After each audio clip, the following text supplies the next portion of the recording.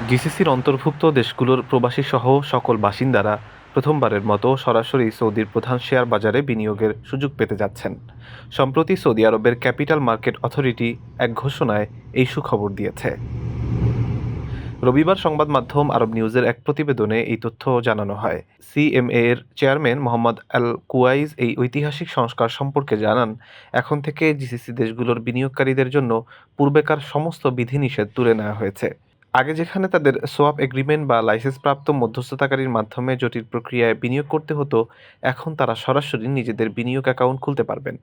এই সুবিধা সৌদি আরব বা অন্যান্য জিসিসি দেশের সকল বাসিন্দা ভোগ করতে পারবেন। এই উদ্যোগটি মূলত সৌদি আরবের ভিশন 2030-এর অর্থনৈতিক বৈচিত্র্যকরণের একটি অংশ। এর মূল উদ্দেশ্য হল দেশের পুঁজিবাজারকে আরও গভীর করা এবং বিশ্বজুড়ে বিনিয়োগকারীদের আকর্ষণ করা। সোশ্যাল মিডিয়া প্ল্যাটফর্ম এক্সে এক পোস্টে আল কুয়াইস বলেন, এই পদক্ষেপটি আন্তর্জাতিকভাবে সৌদি বাজারের প্রতি আগ্রহ বাড়িয়ে দেবে। একই সাথে এটি বিশ্বজুড়ে বিনিয়োগকারীদের সাথে দীর্ঘমেয়াদী সম্পর্ক গড়ে তুলবে।